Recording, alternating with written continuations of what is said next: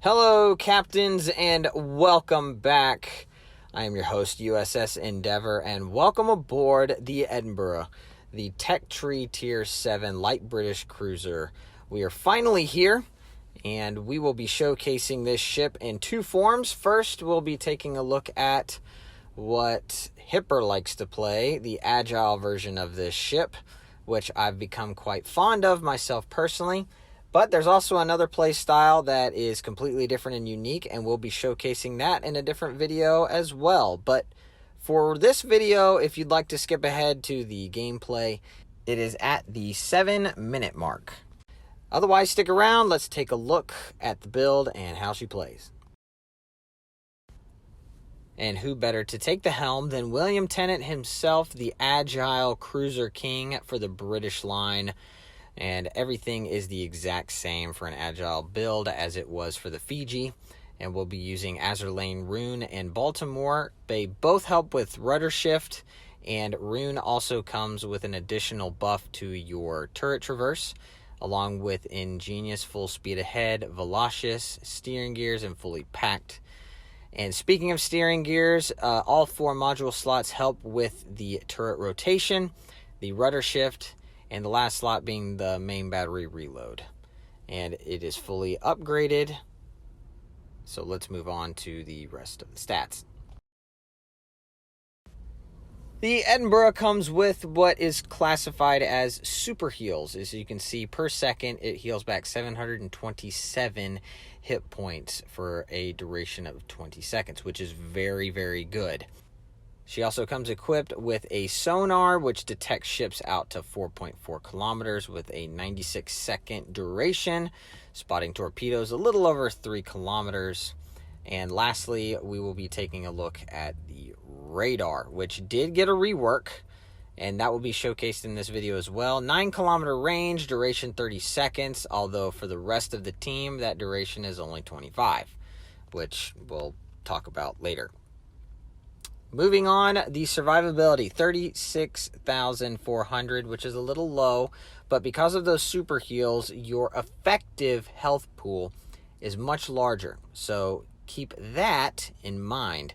Moving to the artillery, we have the same guns as on the Fiji. There's 12 of them in 4 turrets, 3 guns per turret, 152 light armor-piercing short fuse shells, which reload in 6.7 seconds, and because of the build with Tennent, they rotate in 19 seconds.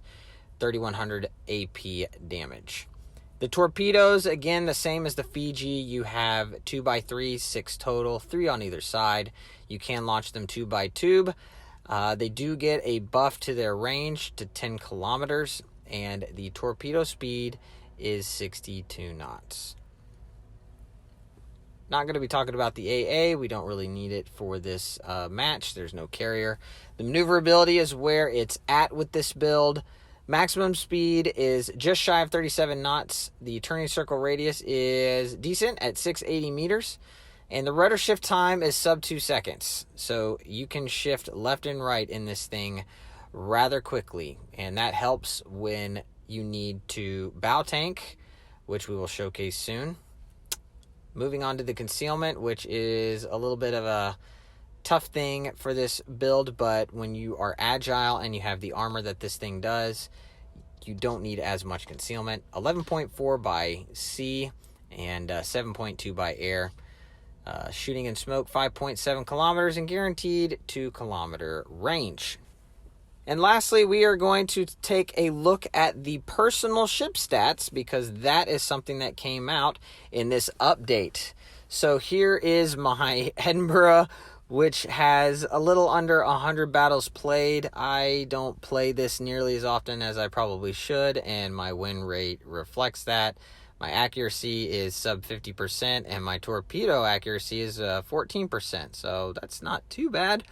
I think my average overall is only like 8% across the entire board.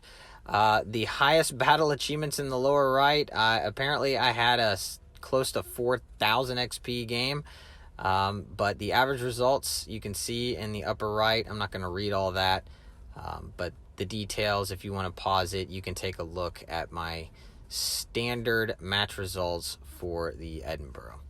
Not the best, I'll be honest. It's probably one of the weakest boats in the arsenal for me. I should play this much better, but apparently stats say I don't. Moving on to the Edinburgh, the armor. This is where it is unique to the line across the board. All of the light cruisers up to this point has had essentially no armor to speak of. The Edinburgh is completely different. It has 30 millimeters of armor bow to stern, and it allows you to effectively bow tank 16-inch shells. And we'll showcase a little of that right here.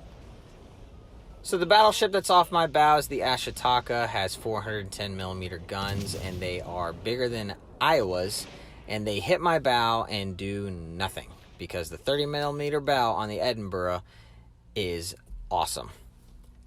So that's what you have at your disposal and what makes this ship unique. It is a light cruiser because of the size of the guns, but the armor is really nice. However, the Citadel is also the same as the Fiji, as it extends from the front turret all the way to the back turret. It is slightly above the waterline, so if you open the angle of these guns just enough, even though you have 30 millimeters of armor, they can punch your Citadel and wreck your day. Plus, plunging fire, as you can see right in the middle, that blue section, if they hit that from a long range away, it doesn't matter. They'll go right through the Citadel. So, up close, bow in on 16 millimeter guns is the way to go. We are on the Land of Fire, and what is unique about this match is that the map is condensed. There are 3 caps for a domination game mode. However, I have not played this map in this configuration. I think this is my second time that I've done this. And it's a very unique map in that it kind of takes away the left-hand side and shoves things to the right and condenses it slightly to allow just tighter and more action-packed gameplay. And you will see that. Getting into the gameplay itself, we go right into Alpha, and there is no destroyer on the side. As you can see, the Suzuya and 2 battleships spawn over here. So I'm coming in, and my whole purpose is to cap. I don't have smoke, I have radar, so islands are my friend. I need them in order to be able to take on these ships early on in the match. Again, I'm really unfamiliar with this map and the layout, so things can be a little slow to start off for me, but I want to get this cap, and getting spotted is no bueno. I'm also trying to look at the map right now, and we have Bravo cap because of our destroyer that took it, and so we have essentially 2 of the caps right now. The battleship that is really close to the cap on Alpha, the King George, is going to come in and negate the score here in just a brief second.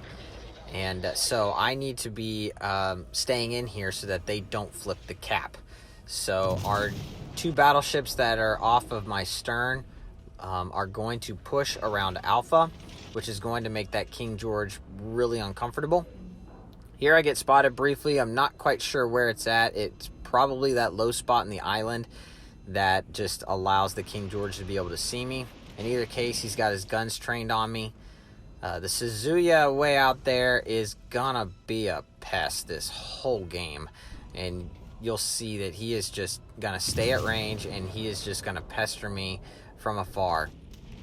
And not taking him out when we had the opportunity early on is gonna come back and hurt us. So just keep an eye on him. So right now, like I said, we're just holding these caps. We don't have the ship advantage. We did lose 1. I'm not in a big hurry to go out here and just get focused by all these battleships. The Suzuya knows I'm here. He's taking shots at me. So if I push out here, I know I'm just asking for trouble. We get spotted right there. Again, it could be that low spot that's right there, so I'm trying to push up to see if it will negate my spotting, but then I realize it's the Benson that is pushing from Charlie, which we did lose that side. He is now inside Bravo Cap, and we need to focus him. Still shooting at a couple of ships out here. I'm just trying to see, can I push out here? Because I really want to support the destroyer that's right off my nose, but I also don't want to expose myself to all these battleships, and it's still a little too hot for me to push, so I have to kind of stay right here, which is killing me because I really want to get in there. But as you can see, the Suzuya is just, any chance he gets, he's just going to keep peppering me. And there we took a pretty nice hit on the Benson, getting good damage and resetting Bravo Cap. So our destroyer, again, is wisely getting out of dodge. We've got to get this Benson off the board. There, we reset him again. We're not getting as much damage, and I'm trying to get all my turrets involved. There he disappears, and right at this point, I probably should have popped my radar, because that's what it's for. Even now, looking back at this video, I'm like, I'm almost yelling at myself, pop your radar, shoot the destroyer, he's right there, what are you thinking? And I know he's there, I pop it right there, and again, for 5 seconds, my team can't see him, but now we've crossed that threshold, and now my team can see him. So we get the first shot, we completely whiff because I thought he was backing up, he wasn't. So now our team is going to start to focus him, which is great because we need him off the board. We got 10 seconds to do it. The Kansas is really low, and I don't know why I was thinking double strike there, but I'm glad I didn't shoot that. Instead, I take one final hit before my radar runs out, and we take him out. So radar well spent, although probably should have popped it sooner. I'm not quite sure what I was thinking there. So now we've secured and resecured Bravo Cap, keeping the destroyer out of there, taking him out. That's a huge win. They no longer have any destroyers. There's only one per side, so the destroyers, keeping them alive, ours specifically, and taking out theirs was a huge play. The rest is just battleships, and I can bow tank all of these ships. The one thing that I'm going to struggle against is HE spam, and the Suzuya and the chop I have that's on the opposite side of the island is definitely going to make life tough. So here we finally see an opportunity and an open door to push out. The Leon is a very dangerous ship against me. He has a lot of guns and can definitely ruin my day, but is pushing past that island and is no longer a big threat. So coming up here, I know the Nagato sees me. I know he's about to focus me, and I know I can bow tank these shells. So he takes a shot at me right here, and I'm just going to turn and use the agility and the rudder to just dodge all those shells. And even if he would have hit me, the armor would have negated that damage as long as it hit the bow. Our destroyer is hitting him with torpedoes, which is great. So me and the destroyer are being a really good distraction against this Nagato. And we're just going to push up to this island. And this island is going to be our new best friend, because I want to be able to focus these ships kind of one-on-one. And here I am like, well, I'm going to push up, and I really need to take out this ship. He's in the cap. Looking back on this, hindsight being what it is, I probably should have just stayed at that island, because the Suzuya is off my left, which I did not know, and he is going to really take some hits off of me. And like I said, the HE against me does a lot more damage than the AP, but now I'm broadside to that ship, and he's going to start chunking me pretty good. Right here, he takes a really good chunk off of me. I am doing that heal right now, and as you can see, it's healing back a lot of that damage that I just sustained. Here we trade 2 more ships for none of theirs. The Suzuya changed to AP to try and take me out, but now that I am stern on to him, those AP shells aren't going to do nearly as much. I'm just trying to drop spot at this point, which I finally do, and now we just need to hold the caps. We just need to hold them. We need to keep them off. We don't need to push the advantage. We have we're tight in ships. we also have the cap advantage. We have the points lead.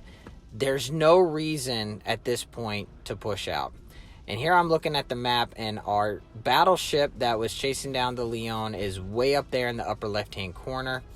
You have the Chapayev that is still half health or a little over.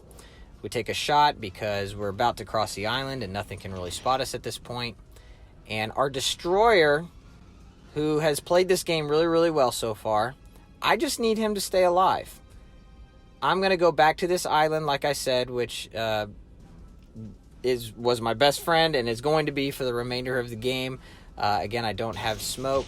I want to use that island to negate anything that could potentially be coming in, because the Suzuya has proved all match that he wants me and he wants to take me out. And I'm right here trying to support our destroyer. I don't need the Chapayev to push up and ruin his day. There, the radar pops up, which I know is from the Chapayev. It's not a long duration, but he is shooting at our destroyer, and I'm just praying that the destroyer survives long enough. So I'm going to chime in with the guns, and here I take position right up next side this island where I have shots on the Chapayev. He will have shots on me, but I don't want the Suzuya to have shots on me. The last ship at this point, I'm not sure where he's at. The last known puts him pretty far on the lower right hand, or the right side, south of Charlie. So I'm hoping that he doesn't show up, because he could also ruin my day.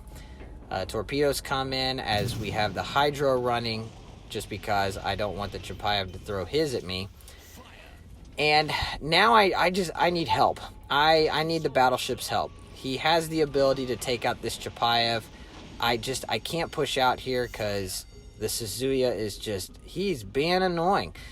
And I can't take out him and get focused by the Suzuya. I've got to stay alive to be able to keep for one, just to maintain the game. And here they take him out, but he gets the Chapayev in a good trade. So as much as I needed him to stay alive with his dying salvo, he does take him out. So here comes the New Orleans, and I was like, oh, okay, well, a New Orleans is not as bad. I could face much worse.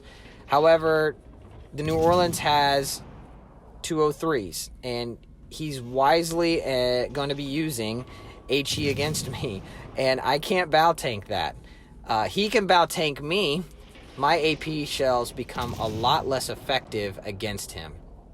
And this last section is just me and the destroyer versus these two cruisers. And I'm looking at the scoreboard, and I'm trying to do the mental math in my head, and I'm looking at the time that's remaining, and I'm like, okay, I think we can do this. Even if they were to take Bravo Cap, if we just survive, if the destroyer survives, if I survive, or even if I get taken out and the destroyer lives, then we still should win this match. It'll be close, but I think we can win this match. I'm all out of heals. I'm trying to save my damage con for when I absolutely need it. I do have a radar left in case one of them disappears and I just need some information. I wanted to push out here to reset the New Orleans, but it's too late, and I need to try to survive at this point. I'm not thinking damage, I'm not thinking kills, I'm thinking win, and I'm thinking how do we do this, and it's just so close. It is just such a nail-biting game, and I remember just getting really, really nervous, because at this point, they know I'm here, they've always known I'm here, they're just trying to get into a position where they can take me out. I'm really low on health, I don't blame them. And so I'm getting pinched and squeezed by both the Suzuya on my left. I throw torps. I'm hoping he doesn't have anything activated as far as Hydro to be able to spot these. And the New Orleans is just playing this super smart. He's throwing HE at me. I'm throwing the only shell type I have at my disposal. And he's negating a lot of my damage. I'm ricocheting a lot off of his bow. And I'm not getting a whole lot of hits. I get a really good hit with the torpedo and a flood, so I get really excited. But if you look behind me, my destroyer is way too close to the action. And I'm like, what are you doing? Get back. But it's too late. He exposes himself for reasons that I have no idea and can't fathom. And I'm still technically up. There's less than a minute left, but that move right there, unfortunately, is going to cost us. And now I'm like, I have to kill this New Orleans in order to give ourselves enough of a lead. And I'm trying to get my torpedo in play, but his secondary, lone secondary right there, takes out my torpedo tube on the right side, and he rams me, gets the win. I cannot believe that happened. That lone secondary shot that hits my torpedo tubes and knocks it out, and my damage con was on cooldown. I had no chance. It was a desperation play because the destroyer died, and we have over 2,000 base XP and a loss. Would have been a 3,000 XP game if we had won that, but wasn't meant to be. Definitely a heartbreaking loss that looking back, I feel we should have won, but can't win them all. But it was an exciting game, and that's why I like showcasing these matches. And so thank you, captains, for tuning in. I hope you enjoyed the video. Like, share, subscribe, comment below. Fair winds and fair seas, captains. I'll be showcasing the smoke build Edinburgh in the next video. But until then, this is the USS Endeavour signing off.